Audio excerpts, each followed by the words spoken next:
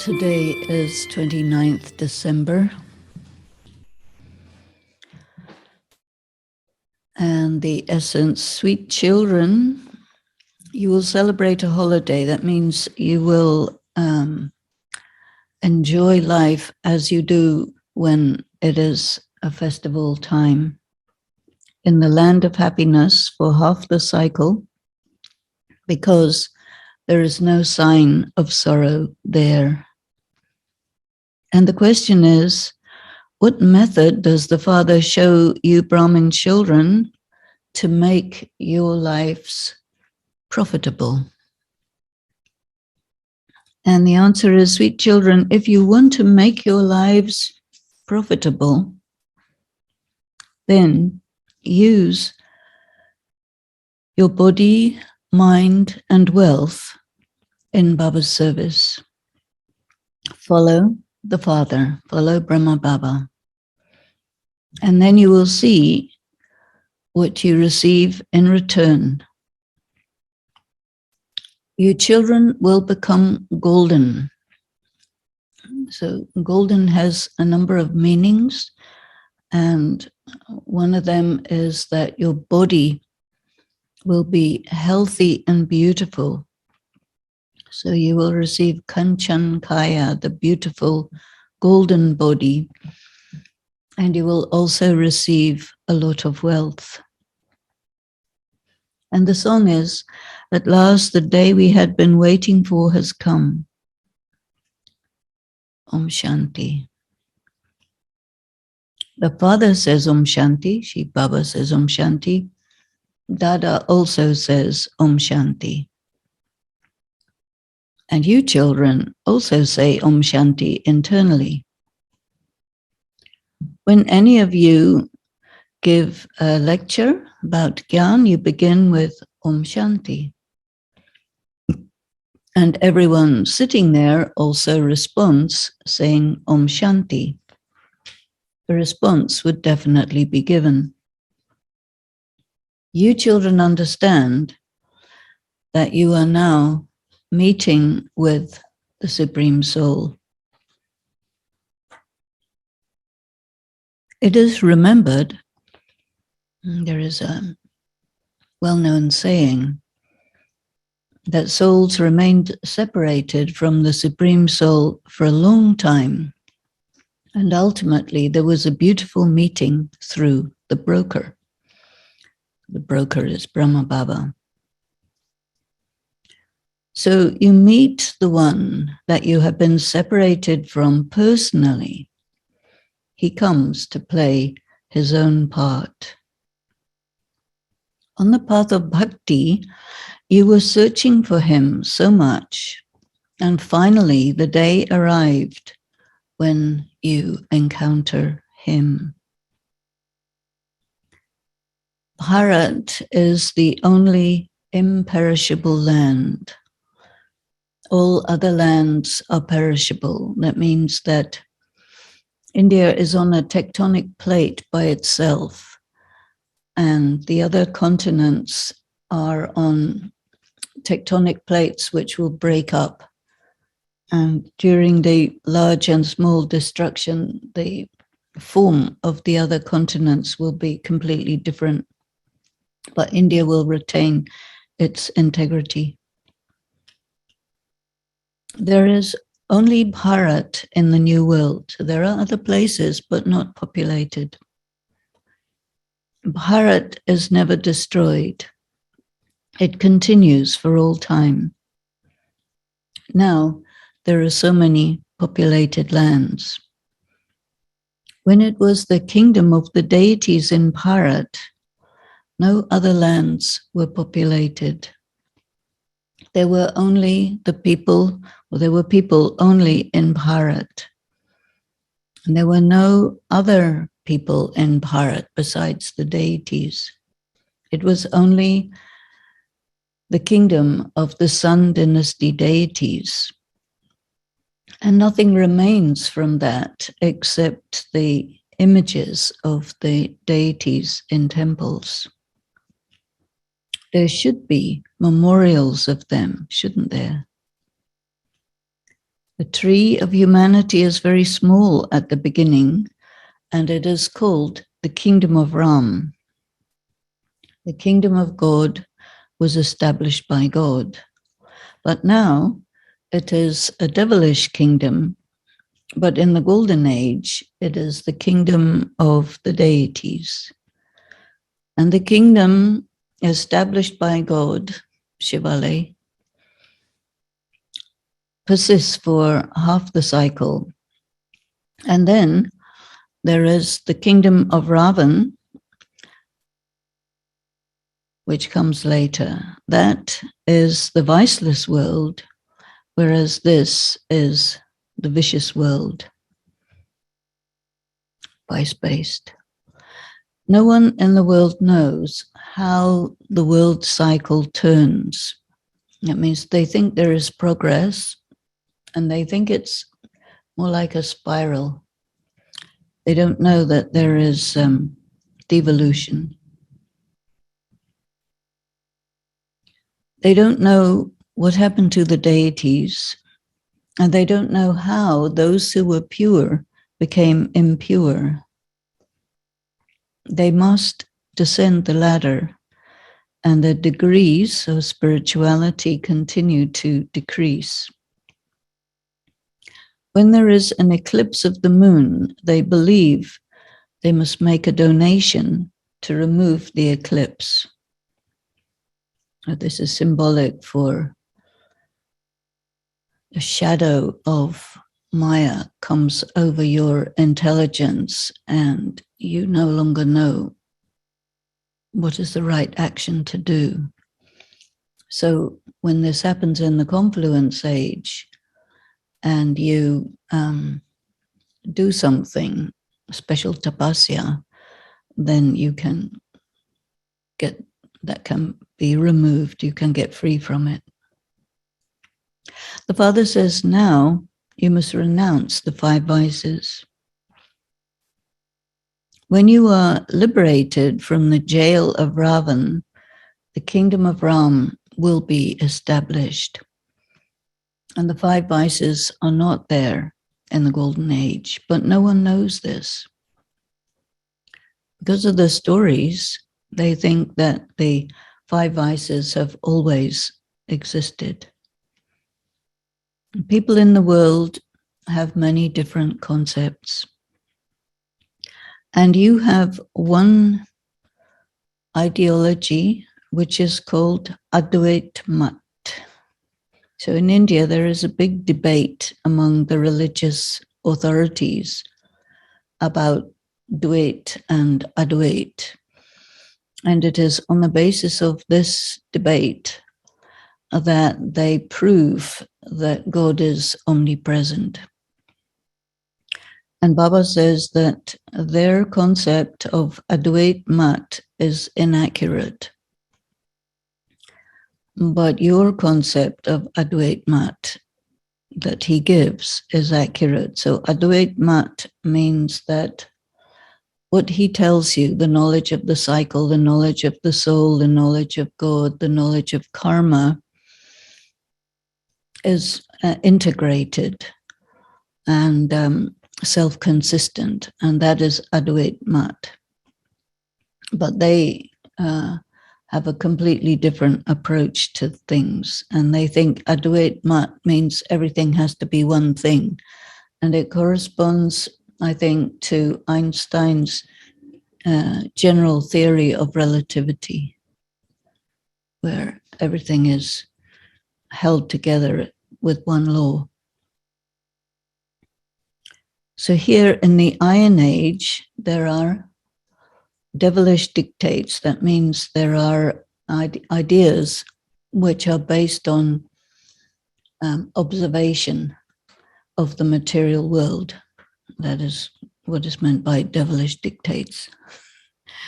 You people of Bharat know that you were in the kingdom of Ravan, and those who were worship-worthy became worshippers. This knowledge fits in your intellects now. You know that we were worthy of worship, and by continuing to take birth, we declined and became worshippers.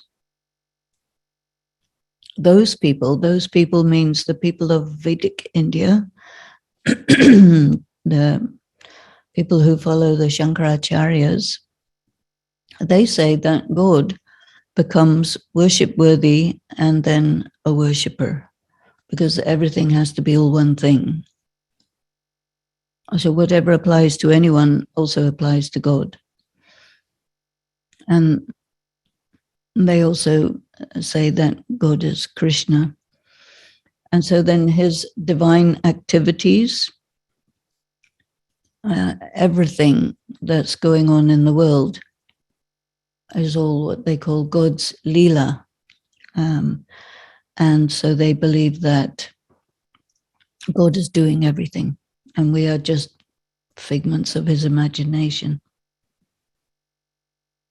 So this is a big mistake.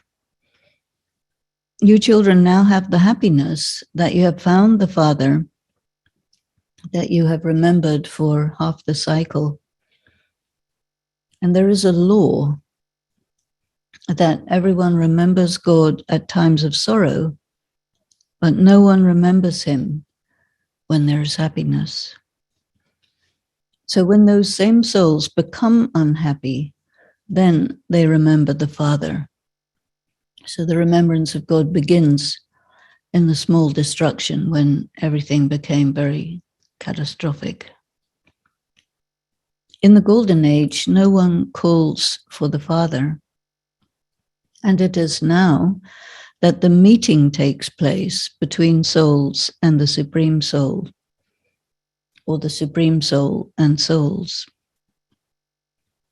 Only the Father is the ocean of knowledge. And this does not refer to water. There is a huge Kumbh Mela that happens during the confluence age. So ultimately all souls will have an encounter with God. And you now are participating in the true meeting when you meet Baba, when you come to the gathering in Madhuban, this true meeting, which is called satsang. Not everyone can meet at the same time. Some come from one place and others come from another place. In the Kumbh Mela, many hundreds of thousands of people bathe in those gatherings, and they have been bathing in the Kumbh Mela for birth after birth. And they believe that the Kumbh Mela has taken place since the beginning of time. They speak of a big and a small kumbh. So kumbh is not actually a confluence. Kumbh is a pot. And so it's the meeting of the pot. And this is symbolic. And the pot is the head of Brahma Baba. So your meeting with Shiv Baba takes place because Shiv Baba comes into the head of Brahma Baba, and then you can have a meeting through the sense organs. So they use this word kumbh for the big meeting, but they don't know why it should be a meeting of a pot, because they don't know the symbolism. So the Father comes only once to purify you. Now, if you say the Ganges is the purifier, then it doesn't have any connection with knowledge. Ganges is water. They think they get pure by bathing in water. But the Father is the purifier, And he's sitting here telling you the knowledge of the beginning, the middle, and the end of the world. And through that, you become purified. You children know the current condition of the world. And some children had visions of destruction. This Brahma is Arjuna. And so in the Gita, the chariot that Krishna is driving, speaking to Arjuna, refers to the human body of Brahma Baba. So Brahma Baba tells how he renounced everything when he had a vision of destruction, and he also saw that he would achieve the kingdom. So he immediately renounced his home, that means his family, and everything else. Destruction must take place, and it is nothing new. We pass through destruction many times. This is the court of God, not a law court, but a kingly court. And anyone who is not celibate is not allowed to sit here. Because of not practicing celibacy and coming here, the consequences would be that he would go to the extreme depths of hell. And this is the reason why those who are not celibate are not allowed to come here at all. But people like that do come here. And they think, well, how would anyone know whether or not we indulge in vice? But Baba says that is a very unclean thing. Abroad, prizes are given to parents who give birth to quadruplets or quintuplets. At that time, not anymore. They just began in the 60s. There's medicine for enabling people who had fertility problems. And so they would, when it was successful, they would get many children at once. So in the golden age, they just have one son, and not through vice of lust. The kingdom of Ravan is not there at all. That is the kingdom of Ram. When a young girl gets married, she is given a trunk, which is locked. And in that trunk, she's given many things, saris, gold, all sorts of things, which are for sustaining her throughout her married life in case she doesn't have any other source. And then they just give her the key so that there's no display of what she has been given. And the father also says, children, I am giving you a donation secretly, not displayed. Can anyone tell what I am giving you? This is incognito, secret donation. In India, there is a belief that if you give donation and you make a big song and dance about it and display it and have your name on a plaque and everything, that the result of that donation would be not very good. So it's much better to give secretly so no one knows. No one can understand that you BKs will become the masters of the world. You now understand that you were the masters of the world and that you have taken 84 births. We claim our inheritance from Baba every cycle. And you say, Baba, we meet you every cycle. And we met you in the previous cycle also. Sheep Baba is called Ram, but that does not mean Ram of the Silver Age. That Ram Chandra would be called Baba only by his own children. But this one is the unlimited father, Sheep Baba, The Father now tells you, children, imbibe divine virtues and become like the deities.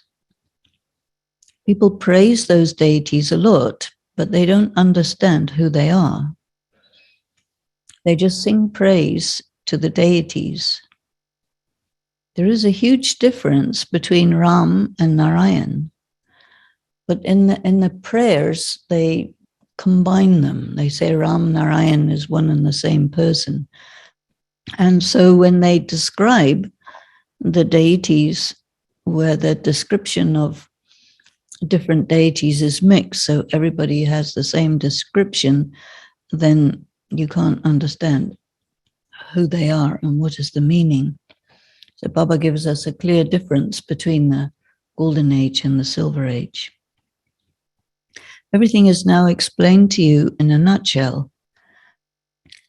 The path of devotion begins at the time of the Copper Age. And you have to go around the cycle of 84 births, declining. 84, the cycle of 84 is remembered. 84 births is not remembered, but the cycle of 84 is remembered, but they don't know what that is. They remember 8,400,000 births. So Baba asks you, will all of you who are sitting here take 84 births, or will some of you take 80 or 82 births? Will everyone pass? Will there be a greater or smaller number of births for those who leave Baba? Each one's part is according to his stage. There are many who will be amazed by this and come, and then later on run away. So in that case, they could not come into the Golden Age. They would defame Baba or cause defamation. That means people who leave Baba, they said to everybody, this is right, this is true, etc. And then they leave Baba, they say it's not true. And so then other people say, okay, then it's not true. So then Baba says, because of causing that defamation, they will come late, and that too among the subjects. So they will be in the world of heaven, Golden Age or Silver Age, but late. And not all of them can become part of the Sun dynasty. The rosary is created number-wise according to the efforts you make. The Father is the ocean of knowledge, but no one knows what knowledge he has. You are now receiving the knowledge, but they do not understand anything. That is called the path of bhakti.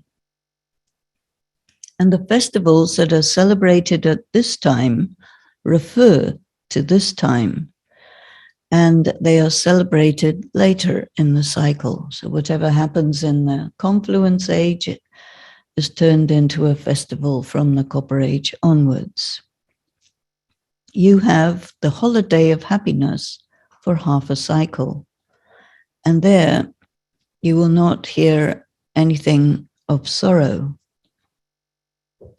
It is called a holy day. Holiday is a holy day because it is a reference to the fact that you become pure. The Father explains, this is your last birth. When the kingdom of Ravan begins, it is called the world of death. So there is a slogan, death to the land of death and victory to the land of immortality. So this is a reference to the demonstrations and marches that were going on in Gandhi's time, where they would say death to so-and-so and victory to so-and-so else. So this is a play about happiness and sorrow, about Ram and Ravan. You gain the kingdom through Ram Shiv Baba, and you lose the kingdom through Ravan. Ravan means concepts based on observation of the material world. That's Ravan. So the father says, you do not know your own births, but no one else can say this. Only the father tells you this. Those people speak of 8.4 million births. And in that case, the duration of the cycle would be hundreds and thousands of years. But nothing enters their intellects. In other words, they cannot compute what they're saying. If it's 8.4 million births, then how long does it take? So they cannot understand these things. They can't compute it. The duration they have written for the cycle is incorrect. All these scriptures belong to the path of bhakti. Everything is explained to you, children, very clearly. And as you make further progress, everything will be explained to you in an even better way. When someone dies, people experience Vairagya, because a dead body, you don't have the same relationship with a dead body. So this is called Samshani Vairagya. They call it this feeling of disinterest, which is not actually disinterest, but it's just a realization that a person is not a body. But that will only last for a short period of time. And when they leave the cremation ground and go to the market, they forget all that and buy meat and alcohol. At this time, you children have Vairagya for the whole of the old world. You don't have a stake in it. Baba explains there are two types of Vairagya. So those of the path of isolation, the sannyasis, they have limited Vairagya. That means they have this feeling for their family and business and wife and children. So they would never give knowledge for the family path. They say that they're trying to have a karma. And so they think that karma is to do business and raise a family. But Baba says anything you do is karma. It's not limited to that. So in order to get akarma, they think akarma means no karma, because they want to be free from karmic bondage. So they say, well, if we leave our family and business, then we have no karma. But it's not true, because they get fed by family people with whom they come in karmic bondage. So then they take rebirth to those people and they don't get to nirvana. So that doesn't work. Those people cannot say that both husband and wife must be celibate. And they cannot relate the Gita, because the knowledge of the Gita is that for family life, you receive knowledge from the ocean of knowledge. Those people, the Shankaracharya people, the Vedantic people, they do understand what you're telling them, but they are afraid to acknowledge it, because if they do, then their people would leave them and they would lose their livelihood. So they won't say anything publicly. As you make further progress, they will accept that it is true that Krishna could not have spoken the Gita. But if they were to acknowledge that now, then they would lose all their followers, because their followers would immediately say that the BKs had cast a magic spell on them. And now the father explains, if you want to become deities, then you must imbibe divine virtues. And the main practice is purity. So you can see how impure the food and drink of people is. And they are sinful souls since many births. Not a single one is a punya atma. Punya atma is one who performs pure karma. So it's more than charity. You are now becoming punya atma. In the golden age, all are punya atma. I can't have any charitable souls in the golden age because there's no need for any charity. So it can't happen. There are only the elevated and pure beings, whereas here people are corrupt and impure. There are no 5 vices in the golden age. There is a lot of difference between the kingdom of Ram, the kingdom of God, golden age and silver age, and the kingdom of Ravan. Excuse me. A lot of difference between the kingdom of Ram and the kingdom of Ravan. The world today is called the kingdom of Ravan. Only God the Father is the purifier. And you know that he is your unlimited Father. The creation, that is the children, remember the unlimited Father, the Creator. Baba has explained that in the golden age, you have only one father. And then in the copper age and iron age, 2 fathers, one Lokik and one Paralokik. And now you have 3 fathers, your Lokik, your Paralokik, Shiv Baba, and then the Alokik father, Brahma Baba. On the path of devotion, they use this expression, the subtle father, for Brahma Baba, but he's only subtle when he's in the soul, subtle regions, but he didn't start off like that, but he was still alokik while Prajapita Brahma, so it's not the subtle one. On the path of devotion, while having a worldly father, a biological father, they still remember the incorporeal father from the soul world. Here, it is extraordinary. Both Shiv Baba and Brahma Baba are sitting here. The souls of both are sitting here in the body of Brahma Baba. You children know this, but yet you forget it again and again. Prajapita Brahma has been remembered, and you meet him at this time. So Prajapita Brahma is in the corporeal form, and Shiv Baba is incorporeal. So the incorporeal and the corporeal one are combined. So incorporeal Shiv Baba and the human soul, Brahma Baba, they both are in the highest positions.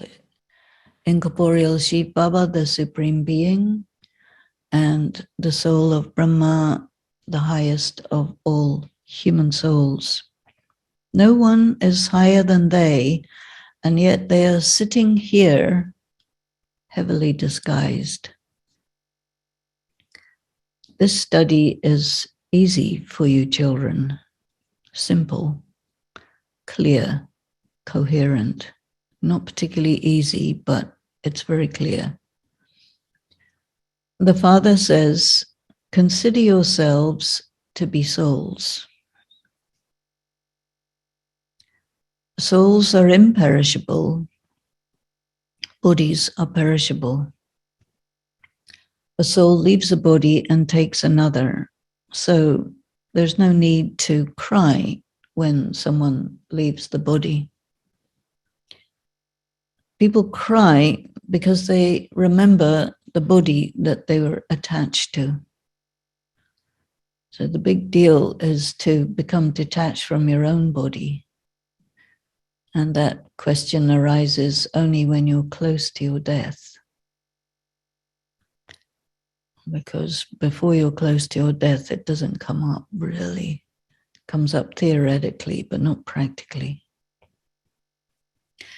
So you do not need to cry. That means the prospect of losing everything, especially your identity and ability to control your life, should not cause you emotional distress. Of course it does, but that's what he's saying. In the golden age, they do not cry. They're so grounded in soul consciousness that leaving a body is no big deal. They don't relate to each other as bodies, just as we don't relate to each other in terms of what car you drive, right? They are all the conquerors of attachment.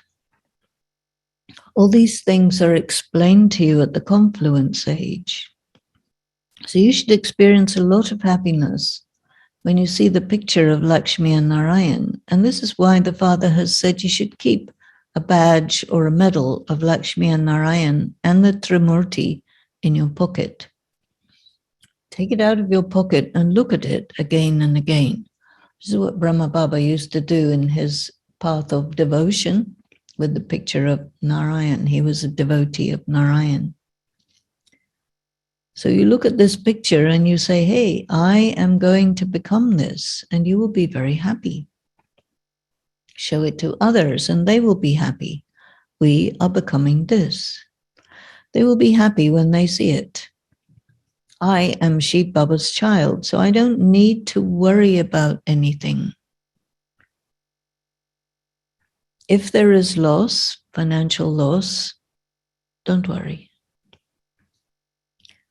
Realize that we are becoming multimillionaires for our next 21 births. You see, Baba gave everything. So are you in profit or in loss? There's a story of one brother, Sindhi brother, who went bankrupt. He came in Gyan and went bankrupt shortly afterwards. And so he got upset about that, very upset, because Sindhi business people, a lot of money, but then sometimes big loss. And big loss happened to the family of Mama. She was from a very rich family, but they lost everything for some reason. I don't know what. But does your emotion about your sense of being in profit or being in loss go with what you're gaining from Baba or what you just lost from the Iron Age? So this brother complained to Baba, and Baba told him, look, it was actually better that you lost everything, because if you hadn't lost everything, you wouldn't have come to Baba. And there are many stories of people who are, especially Sindhi people, who lost money. And as long as they had money, they were against Baba. But then when they lost everything, they took solace from Brahma Kumaris. So there is a relationship with this.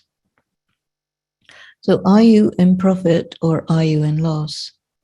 Baba is now explaining to you personally, all this wealth and prosperity that you have will turn to dust. And if you want to make your life profitable, then use your bodies, minds, and wealth for service and see what you receive in return. You souls become golden. You receive beautiful bodies and you will get a lot of wealth. Acha. To the sweetest, beloved, long lost and now found children, love, remembrance, and good morning from the mother, the father, Bap Dada.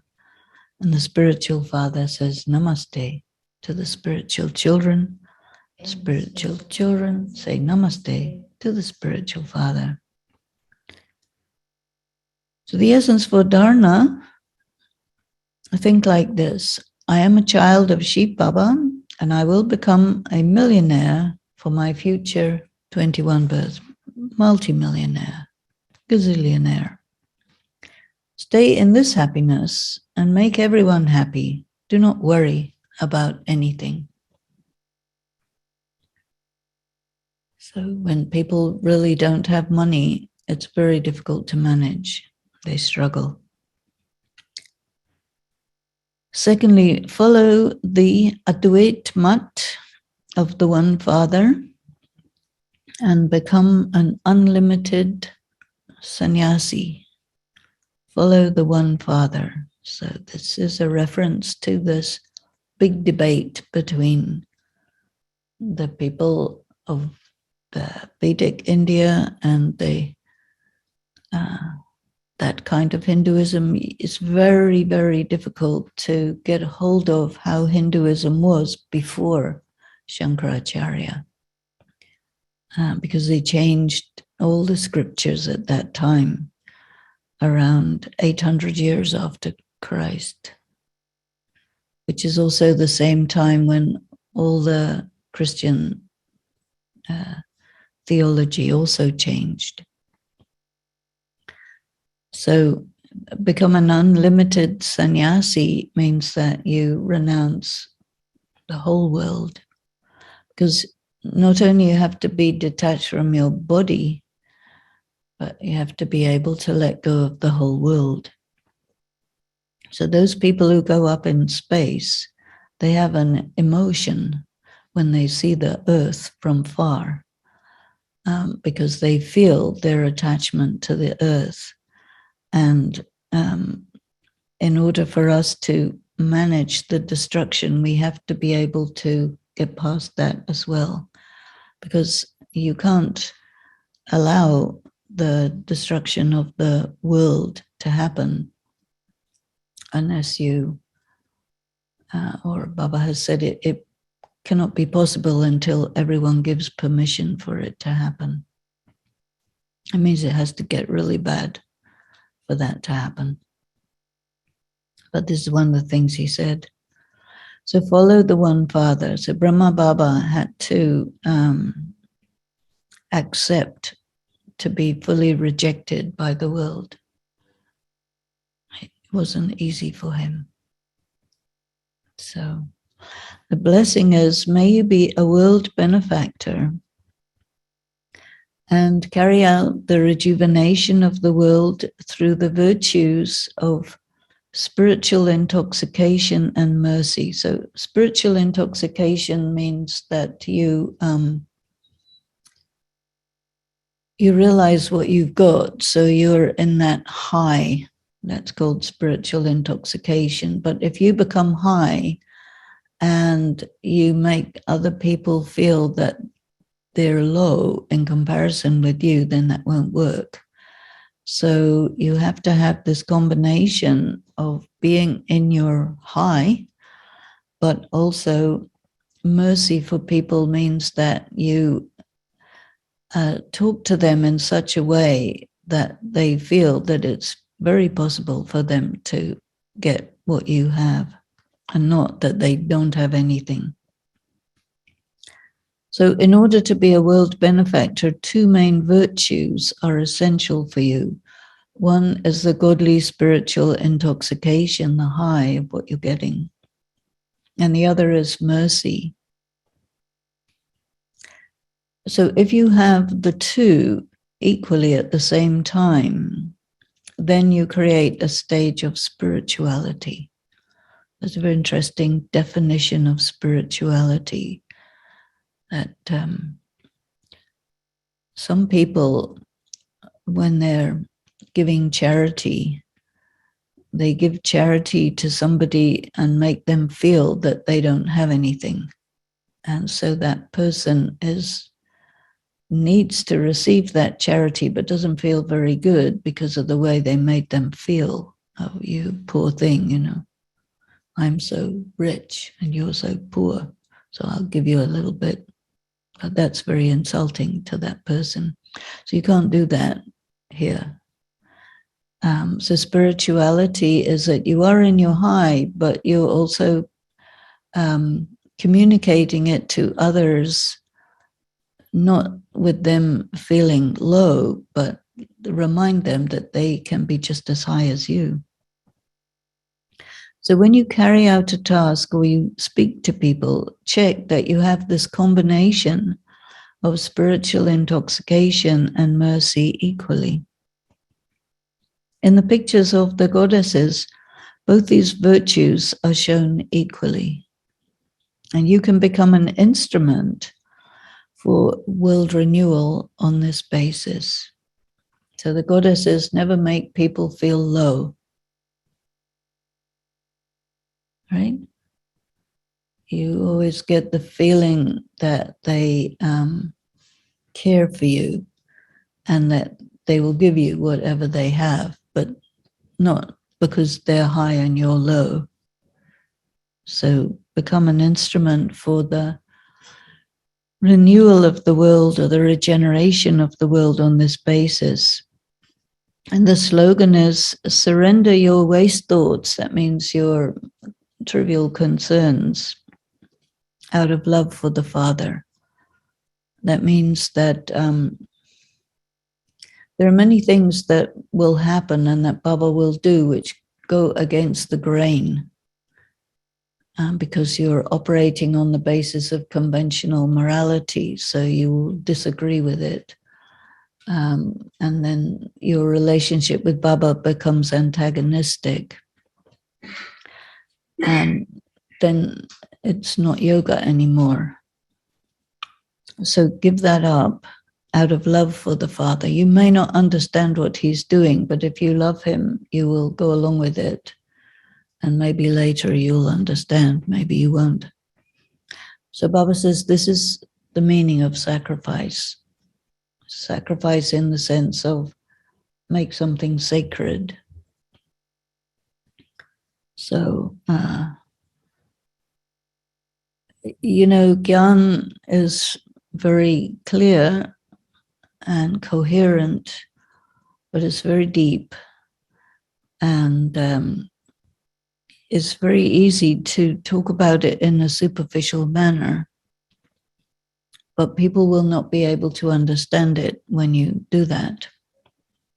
So it takes a lot of churning to understand it properly and live it properly.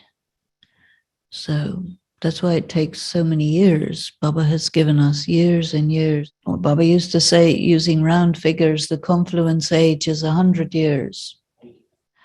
But the question always arises when you're doing service, as a service in the sense of you're communicating this knowledge. So you have to make a decision when you're communicating it. What do you want to convey to the people? And I was meeting some people yesterday who were from India, but they have lived outside India many years and in Europe. But they have family here in the United States, so they're visiting. And both the husband and wife are pretty high-end scientists. And so they're very well educated in science, but they also have a very good background in Hinduism. And so they come here to find out what is Gyan. And the man is very, very aware of his command of science. And, his wife was really more spiritually sensitive. And they came together, and I've met them a few times. And, what motivates me if I'm talking to someone is to try to find out where there is a convergence between Gyan, as Baba says, whatever he says, and the things that they believe, where there is a point of contact.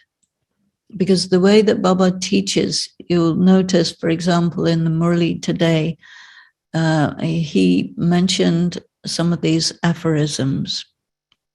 One of them is, if there is an eclipse of the moon, they say you must give donation and then the eclipse will go away. So this is quite widely spoken in India. And India is a place where many people are superstitious. So this is an example of a superstition, and everybody's heard of it. They don't necessarily believe it, but they know it. And they've heard of it so much that it's part of the culture. But when Baba explains what it means, and you tell someone who believes that what it means, then it opens up their eyes. And so then they take seriously what Baba says because it opens up their eyes. If you say something to people where there's no point of contact with what they already accept and believe, then their eyes will not open.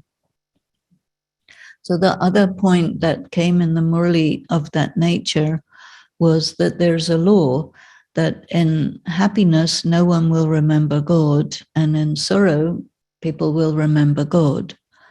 So most people, they've heard of that, but they don't accept it because it doesn't make any sense to them. And they say, well, I'm going to remember God when I'm in happiness. And so this law, they don't accept it. They heard about it, they know it, but they don't know. They don't have any good reason to accept it. So when you explain to them in such a way that they get it, their eyes open. And every time their eyes open from some point of contact between Gyan and where the person is, they can't deny it, you see. And so you get like this many, many dots of point of contact. And then it becomes very difficult for the person to refute what you're saying. And so I use these points that Baba gives to do that, especially with people from India who are very familiar with Hinduism. You see, the people from the West who come in Gyan, they have no clue.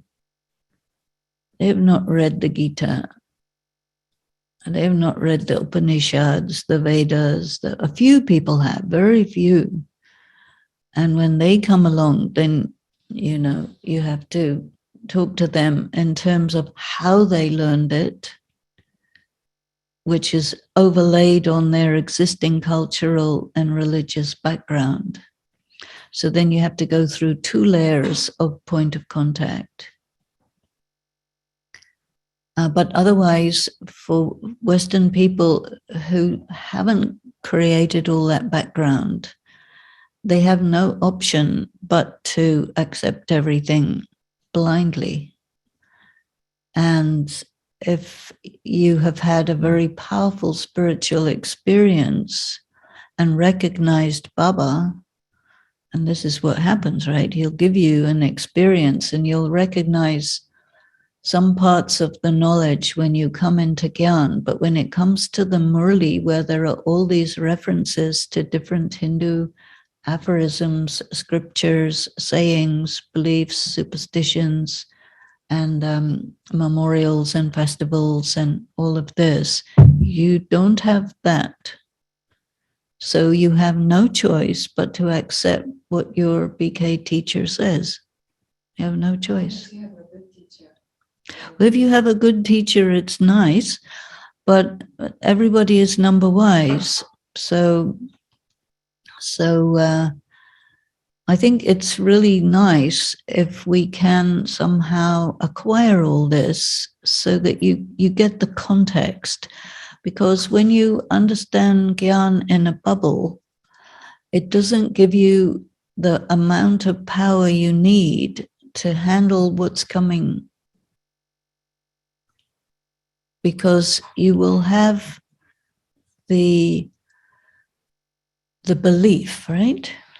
Baba this and Baba that, and Baba will take care of everything. But then when everything starts falling apart and you are on your own, and then you have to handle things on the basis of how much power you've accumulated, you will be at a disadvantage because you will not have been able to accumulate sufficient to handle what's coming. And so I think about these things and try to figure out, now, how can we make ourselves sufficiently strong to manage these things, because it's not very easy. Well, you had Daddy Janki as a teacher, and you also had a self-interest to investigate everything. So you want the microphone? It takes both. You have to have a good teacher, and you also have to be interested in doing. So I was saying, Denise Van had Daddy Janki and Gentivan as teachers, so that's fortune. And also she herself was interested in investigating all these things that come up in the Murli. So it takes both ways. Well, yeah, it does. It does. And also, I think our life experience in Gyan, life experience is very important, because in your life in Gyan, there's scene after scene after scene, test after test after test, which you have to interpret. What does this mean? How is this carrying me forward? Because it always looks like it's taking you away, or it's setting you back, or it's a block, or something like this. And so you have to work with it until it becomes clearly something that's carrying you forward, and then it becomes extra, an addition to your arsenal, because it's an arsenal. I was thinking, just imagine if Socrates is somewhere here in the Western world. Socrates and Pluto and those people are in the Western world who might, I'm just assuming, who might not have been exposed to all this Vedas and Eastern stuff. But what drive them to think the way they are thinking is their desire to know, why is this happening and what is a better way of living. No, they knew. They had full exposure, because Plato and Sophocles and all of these people who were the Greek philosophers, their philosophy is built on India. And, in those days, they had all gods and goddesses. And the trade between India and the rest of the world was very full on, very active. And so, yes, they would know. And also people traveled. There was a huge library, the Library of King Solomon, which presumably in Jerusalem, but it was burned, and all that information was there. And I remember as a child, when I heard about this, I thought, oh God, it's all gone. Now what are we going to do? I was a small child, about 7 or 8 years old. I don't know why I had that feeling about it, but Where was it from? There was a fire. They have wars and then they burn everything. Like now in the Arab world, where there was all of this war in Syria and these places, so the Taliban destroyed a lot of all this ancient stuff. And so there are people trying to protect it. But it was there. And then you see the main thing that happened is that, you see, Plato was in the 5th century, right? Now these people were in the 6th century. the Shankaracharya and everything. So they were all around the same time. And so Plato, Sophocles, all these people, they knew, Aristotle and all, they knew this stuff. But then it got changed. And so the Shankaracharya is very influential as a philosopher who redesigned Hinduism and changed the scriptures. And you can see, if you study the Gita, you can observe, because they didn't do it very cleverly. I mean, it's obvious how they changed it, which verses they changed, because there's a pattern that you can see in the Gita of how they will take an expression from the ancient, and then they will put one or two little words to change the meaning, and then they will repeat it a few times, which it doesn't need to be repeated.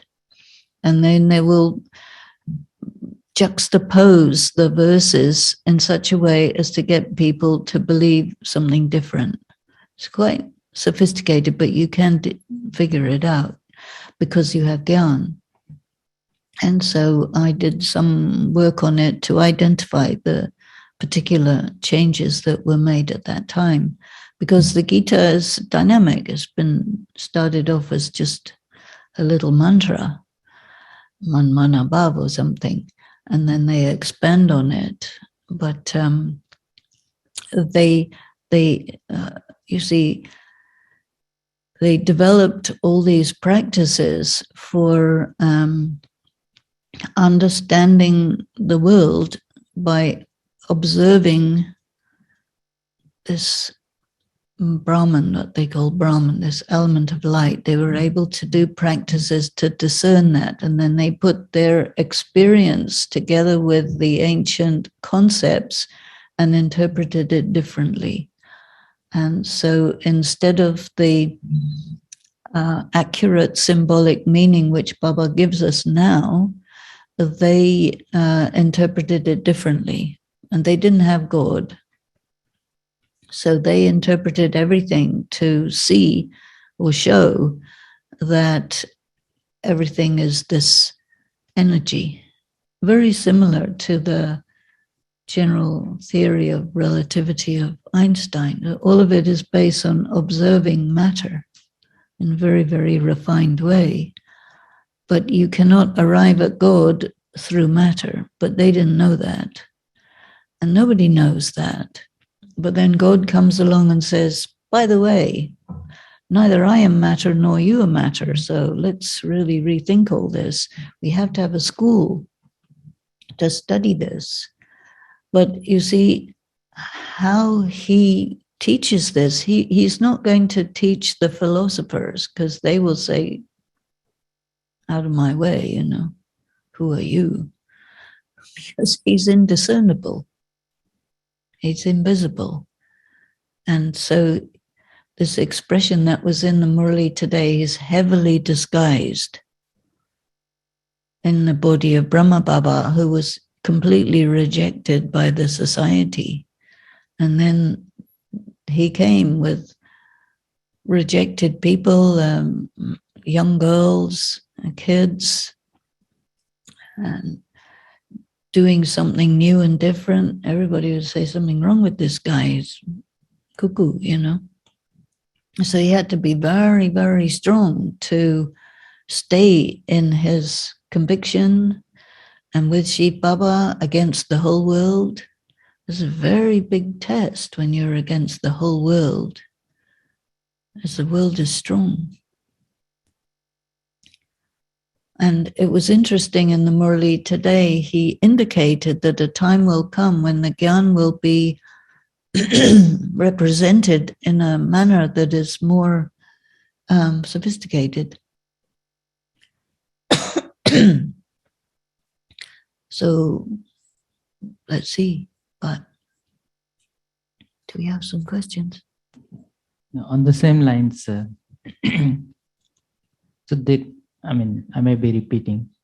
So there is all the scriptures and everything, the known information is somebody's personal understanding experience is put in words, which is another association. Instead of, with reference to the point of Western people, because they don't have a reference of Eastern philosophy, they may have to accept what Baba is saying in the Murli. They can as well use their own personal experience. It's not now experience, the ancient experience, because if somebody is not a BK, will never get it. If they are a BK, something they have experienced in the previous cycle will resonate with what Baba is telling. And there is no way they cannot accept, because it is resonating with them within. So in other words, I'm taking off that scripture part in between this. Just have Baba and your own personal ancient experience to resonate. There is a problem with that. And the problem is there's a combination of your interpretation. And this is why whoever BK you talk with, it'll be a little different, one from the other to the other to the other.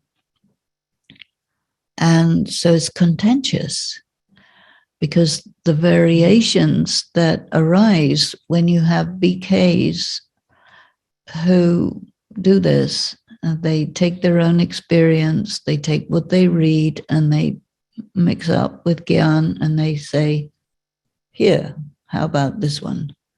Many are doing this. They have to, no option.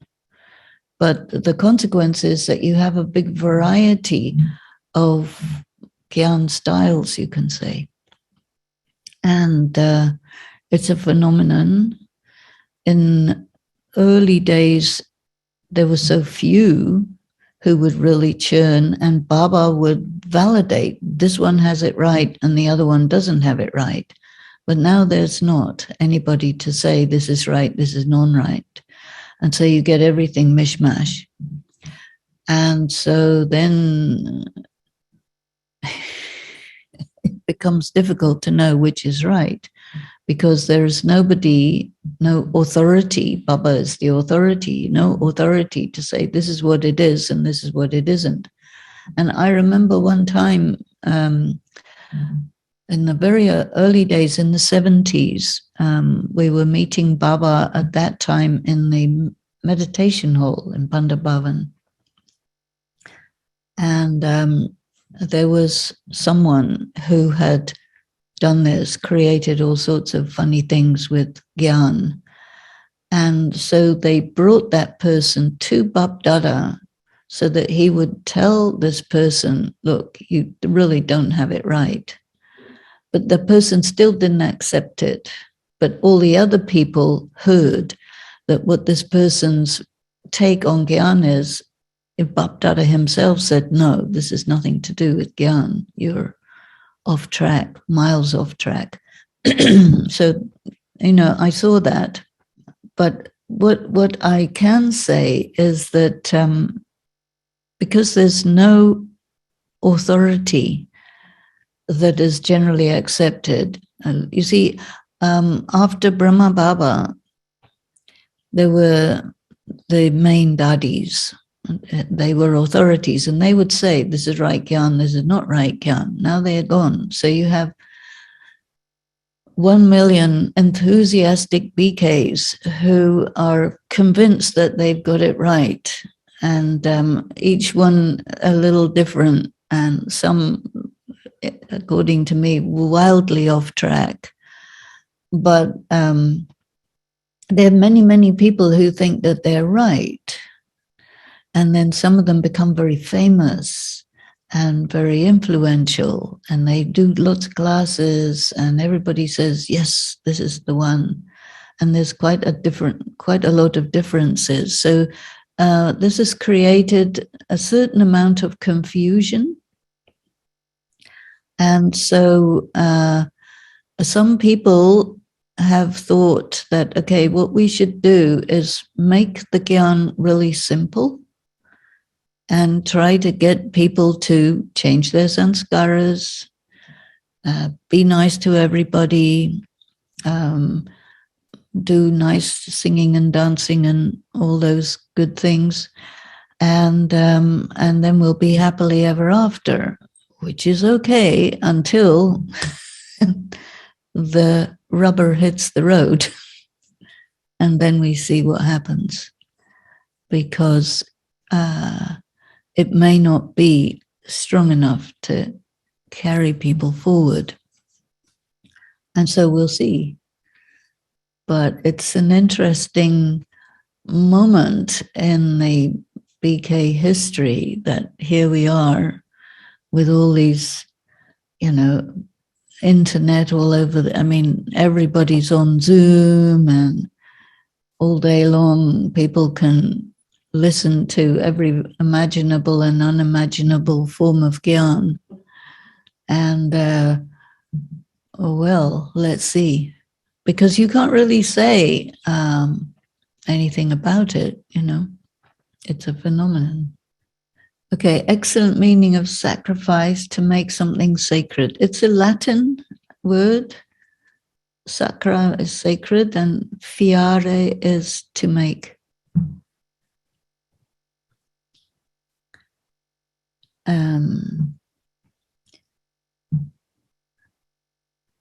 Sacrifice tends to mean give up, yeah. But the original meaning is make sacred, and I use that quite often. How can we truly prepare ourselves for what's to come, and how do we get pure gyan?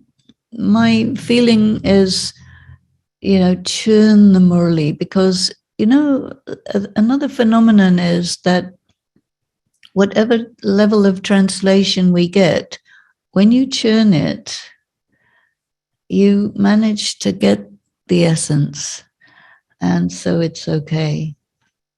Is it same as experimenting? Will you try it for yourself and take a...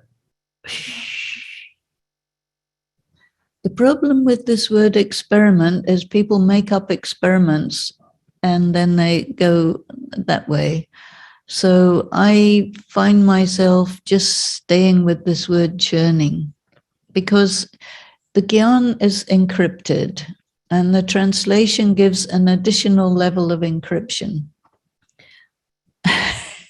And it's good because this gyan is so incredibly powerful that if any English-speaking person would spy on it, and of course everybody and their uncle is spying on everybody else, and they find it and they look at it and they say, this is all nonsense, so they don't bother with it. And that means it's protected. So that's good. Even with churning, there is still a risk in inaccuracy of understanding due to the Westerners having lack of knowing the original language. Not really. Even if you don't know the Murli and you don't know the culture, etc., etc., but if you churn enough, it will reveal itself. And this is why it is so amazing that Baba is not limited by any BKs or non-BKs. And I was talking with Sukanya Ben, and she was saying that, remember that God is tricky and he plays tricks on everybody because he has to get through all of this stuff. And so you can have faith that he is so tricky that he will make sure that nothing can get in the way between you and him other than your own negative karma. So this is a guarantee, you cannot worry, you will get it.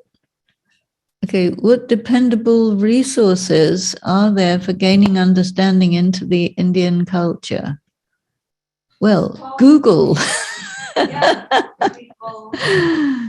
Google will give you lots. Talk to people. Yeah, that's why we have all this discussion.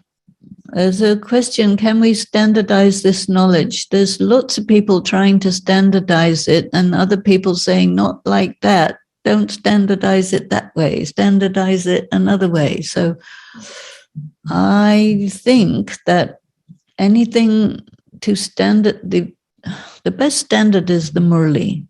Go with the Murli and churn it, and then you will get, because every single person is a different soul and they will relate to the Murli differently. So this is not like how to make tea or how to make dokra standard version. Even that is different for every person.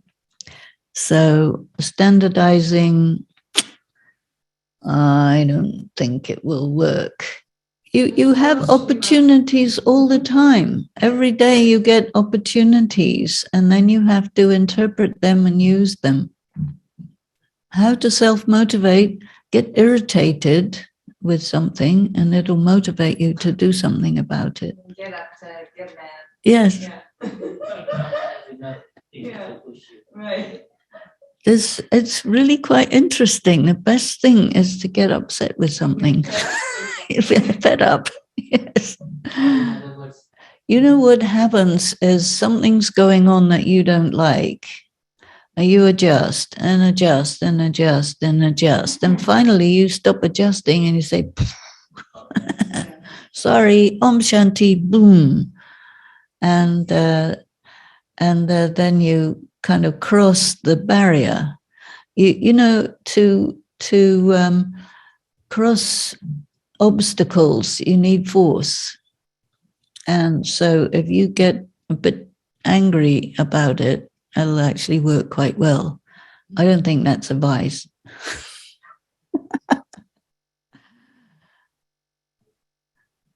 But if you don't get angry, you won't do anything about it. And if you do get angry, you'll explode everything. And so you have to deal with that. So it's 6 of one and half a dozen of the other. So you have to be very clear what you want to get angry about and with. You know, in the Christian Bible, there's a story about Jesus that he went to the temple in Jerusalem and he saw that there were all these stalls for selling things. And he threw all the tables away and said, don't desecrate my Father's house with this commercialism and all that. So, and that wasn't advice. That was, hey, you know, get rid of all the nonsense. Because otherwise, if you don't allow yourself to be forceful, then you get walked all over. And that doesn't look very spiritual. So you have to watch out for people who want to take advantage of your belief in not getting angry. There are many like that. Today, Baba said, every day you're going to have a holiday in the Golden Age. And holiday was an English word. And when I used to have a day off, Chandruben used to say, oh, you have a holiday. So I said, no, it's not a holiday, because in my mind, holiday is like a vacation. You go somewhere for 2-3 weeks or a month. And so I said, it's just a day off. But in India, they say holiday, meaning it's your day off. You don't have to go to work. Right. So then Sukanya Ben later said, Kyoko Ben, holiday means you don't have to go to work. And then I understood the context. This kind of things in the Murli happens a lot, because it says in English, we think in one way, but it's not what it is. So, you know, if we have people who can help you understand these things, it's very good. It's very good. Yeah. No, it is quite an issue, because the English language is international. And there are more Indians who speak English than people of any other nationality. And so in English, as interpreted by an Indian, is now the dominant form of English within culture. And so the English that Brahma Baba uses is English as it was used in the 1920s by the British in India. And your expression for holiday is American English. Even in England, holiday is also day off. but not as much as it is in India. So the English changes according to cultural and political influence. It takes this like track, which also takes a certain amount of time to reach another part of the world. And positively channeled anger, forceful astuteness. Yes, I like that. Chutzpah. Yes. So everything is beneficial, including all the trouble. Because if it gets bad enough and you get angry enough about it, then you'll push it. And maybe it'll work out nicely. But whatever it is, we have to go along merrily. And if you've got a good sense of humor, it's very helpful. Intoxication? Intoxication, Vida, Om Shanti. It's you get high on that you understood something important. That's what it is. And otherwise, intoxication refers to alcohol. So we're not really into that. But when you get like very enthusiastic and you understand it and you think that you're the only person in the whole world who's understood it, you can get carried away. But he wants us to understand what we're getting and realize how valuable it is, how great it is, and really enjoy, because that's when you really take it in. And if you take it in a flat way, then it wouldn't have that power to inspire you to share it with other people or so. It's like when you discover a really good product on the market and then you tell everybody about it, or you must get one of these. It's that sort of thing. Okay. Om Shanti.